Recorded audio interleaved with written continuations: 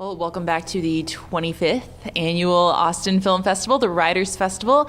I am talking to mother-daughter pair Elizabeth and Pamela Guest. Welcome. So you're coming in from LA, you're coming in from New York. Welcome to Texas. Okay, thank you.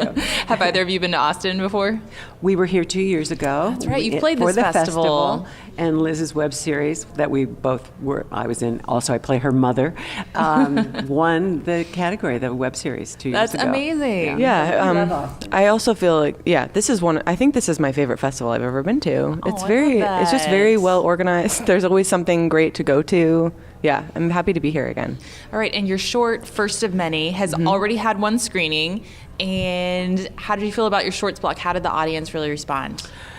It was a great block of movies. Really, really, right? Incredible. And the audience was great regarding our film and all the other ones. They were really high quality. And we've been to a lot of short blocks at different festivals in the last, since we finished the movie. And it was superior, I think. I was very uplifted. It's always nice to be re-energized after you've made something, just to be reminded that it can affect people. It's just nice. It's Absolutely. It doesn't just sit there anymore, Yeah. Now, I've gotten to see the short, and obviously some people have already seen it in your screening block. But Pamela, if you want to give the folks at home who haven't gotten to check it out yet a little piece of what they're going to see. Do you want me to reveal what it's actually about, Reveal or just whatever you are comfortable with. Well, your story. I never know because it does take a turn. Sure. And I think it's very powerful, the turn, so I don't like to rob people of that experience, Maybe we should go ahead and talk about it and just say, for the people watching this interview, as a courtesy to our sisterhood out there, we might be talking about some things, they're related to the Me Too movement, to the Time's Up movement. Some people are going to find them triggering. Yes. Maybe this discussion and watching the short, depending on where you are in your journey, this might not be the thing for you right now. Right. So please watch and listen with caution. And so with that, we'll go forward. Okay, so in 1971, when I was a college student studying acting, I went to my first audition. There was an ad on the bulletin board in my school, and I drove to the audition, sort of out of town, and I had an unfortunate audition. I was raped. Sure. And I told my boyfriend and my two best friends, and then tried not to ever deal with it again. I was in therapy for other reasons, like over the course of my life, and I never told my therapist. I never told my family. And about 4 years ago, I very randomly was reading an article on the internet because this young woman was in my acting company, and I had heard that her brother was on trial for murder in New York City. So you don't hear this every day. No. So I Googled her, and up came this article, The Curious Case of Joseph and Nicholas Brooks. Joseph being the father who was arrested in 2009 for raping young actresses at auditions, phony auditions, and the son who had murdered his girlfriend. So as I was reading this article, I had this incredible experience in my body of recognition, and tears started to shoot out my eyes. The hair literally stood up in the back of my neck, and I realized that this was the guy who had given me a different name back in the 70s. And in those moments of recognition, I had two very strong feelings. I wanted to reach out to his other victims, and I wanted to fight back and start talking about it, because I realized that was the first time I realized that maybe it wasn't my fault. There were other people that he did this to.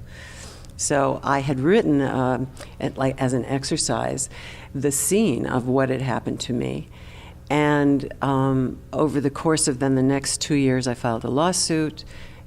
Liz and I were here in Austin with the web series that she made, and I was submitting it to other festivals, and I submitted it just very on a lark to the Amsterdam International Film Festival, and the script won second place. That's amazing. Yeah, so I told Liz, and Liz said, let's make the movie, maybe it'll help somebody. And I'm not getting any younger, so I want to play you now while I can. So that's the genesis of the film. Yeah. All right, so yeah, Elizabeth playing your mom. Yeah. How much of her story did you already know, and how much was revealed to you? So I think you told me what happened to you when I was 21. Okay. Which was helpful. I think she didn't want to scare me right before I went to college. Sure. This could happen. And also I think you weren't ready to talk about it. Right. But I actually treated playing her like just any other character. Mm-hmm. So I ended up watching a movie that she made and was in when she was 20 or before the rape happened. Mm-hmm. And so I got to know my mom in a different way, and I just treated it like a character, because she was different. She was different when she was 20, and it was cool to have access to that. It's kind of amazing that you had that movie. I mean, it wasn't easy. Sure. I definitely didn't want to do it. Definitely didn't memorize my lines till the night before. But I also feel like I was the right person to do it because it was safe. Sure. Yeah. Can I tell about? Sure. Okay. Yeah. So the script that won the award was written a certain way, right? And we cut to, you don't ever see what exactly happens. We cut to the audition chair and it's empty.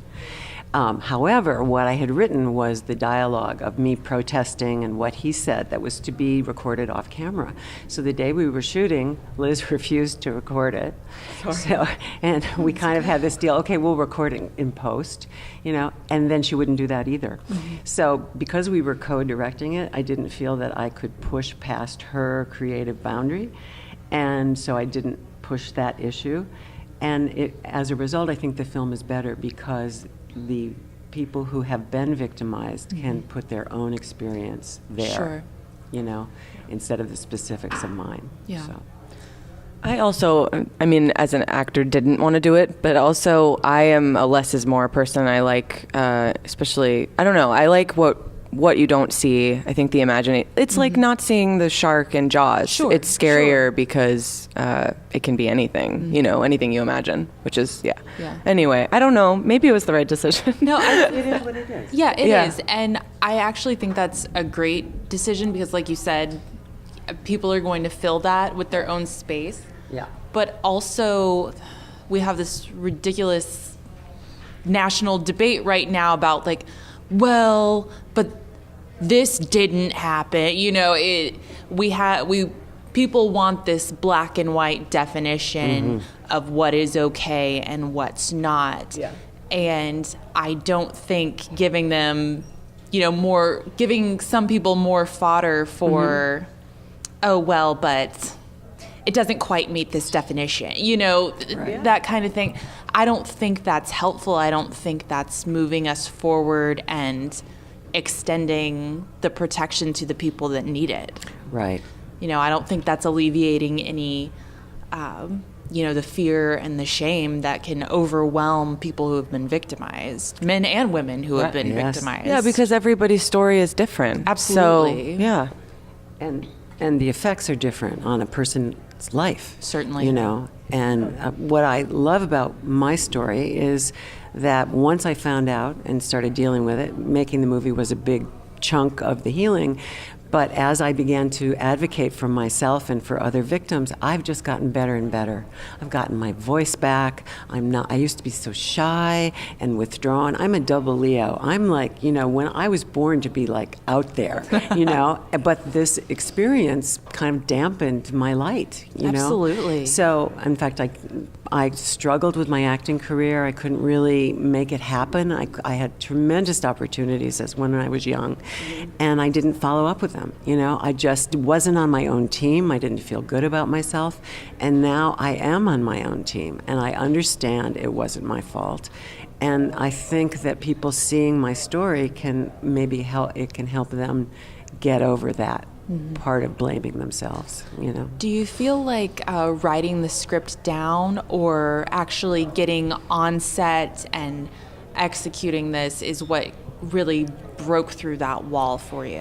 Go ahead. Well, there's a specific thing of, she told me at the time, there was a moment where she was looking in the monitor and she saw me playing her, reenacting the situation, and she was able to, because of that setup, see herself outside of the situation and finally understand that it wasn't her fault. So yeah, I was standing there crying, and luckily we had a very sympathetic crew, but you don't see that very often where, the director is just dissolved into tears, at least in my experience. But yeah, but that was, I would say, like the most healing moment of the whole journey for me. And I learned from a shrink recently that when there's trauma, the brain locks it away, and along with the trauma is the phrase, "It was your fault." Yeah. So to dismantle that, it's not my fault, this happened, is tremendously healing, and that's what helped me. Shame thrives in darkness. There you go. Yeah. So on a technical standpoint, talking about watching it on the monitor and being able to get outside of that situation, who was your DP? Because that can make, having a woman behind the lens or a man behind the lens, I don't think a man couldn't have shot this project, and maybe a man did shoot this project. It was a man, yes. But you do feel that need for solidarity and safety behind the camera. So luckily, we were working with my friend Carmen Emmy, who is a brilliant cinematographer, and he and I went to school together, and he shot most of the things that I've made.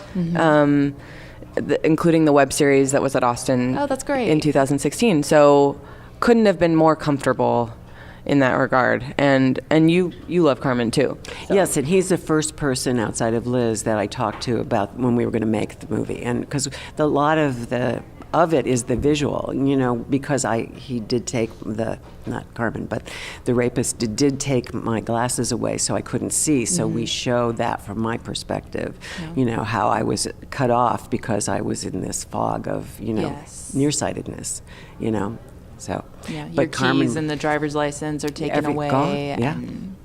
But Carmen is just the sweetest person on the planet. And then everyone else was really wonderful too. All of the men involved, all the men in the room when it was all happening were very considerate and kind and competent.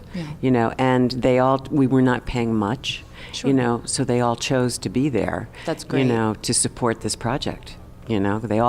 We didn't talk about it with everyone, but everyone there could relate to the story. Whether a friend or a loved one or themselves. So. I liked you mentioned there's a part where we see from Pamela's view when her glasses are taken off and it blurs everything. There's so much symbolism to that of how you viewed it in hindsight from what's really a distorted view. The it's your fault thing is a very distorted view of what actually happened. So the visual symbolism is really incredible there. Oh, nobody's ever said that. I love that.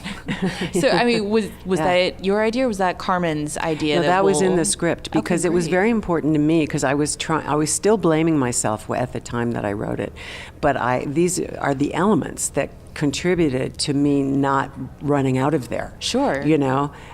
Which, I kicked myself for years. Why didn't I run out of there? When I saw his brown teeth, why didn't I run out of there?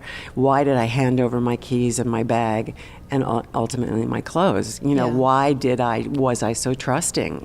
Why did I override my intuitive kind of, danger sign, Something that millions of women have asked themselves. Right? Over, the centuries, really, Well, it gets to how we raise our females. Absolutely. It's passivity. It's it's and it's so deep and so all pervasive. That whatever light we can shine on anything is fantastic. Absolutely. So tell me about your lead actor. We talked about cinematographer, and we had a good supportive crew. So tell me about your actor as well, because you do need someone that can portray that, that two-sided, cool, artist vibe, but at the same time, really a master manipulator.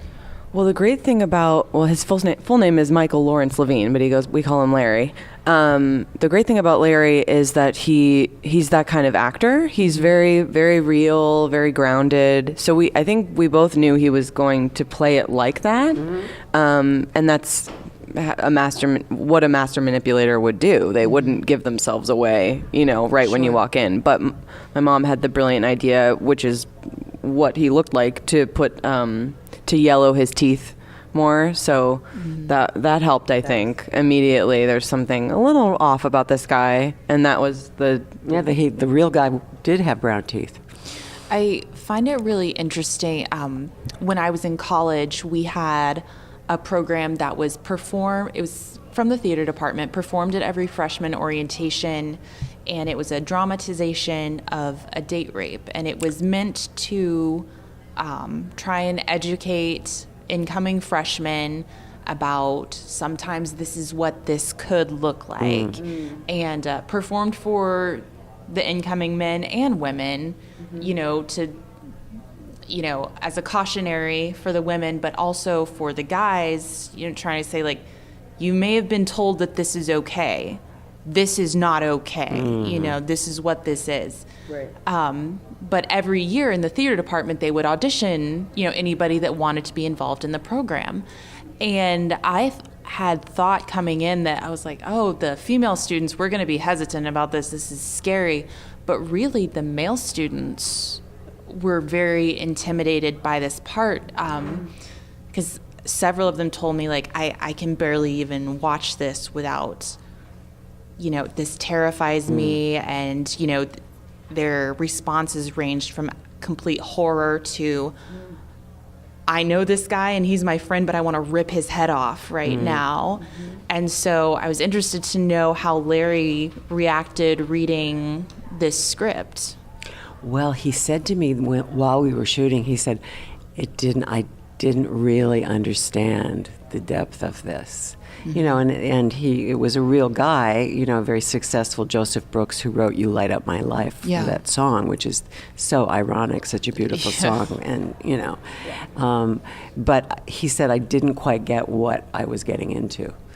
Larry said to me. But the first time he read the part was he and his wife Sophia, they're very great filmmakers in their own right, and they have readings at their house. I don't know how often, a couple times a year. I don't know. That's awesome. And so my mom brought this short and asked Larry to read it with me, and that's how it all started. Yeah, because he read it cold and was fantastic. Wow. Had all the qualities that you see in the film. And he's got the long hair. He just looks like he's from that time too.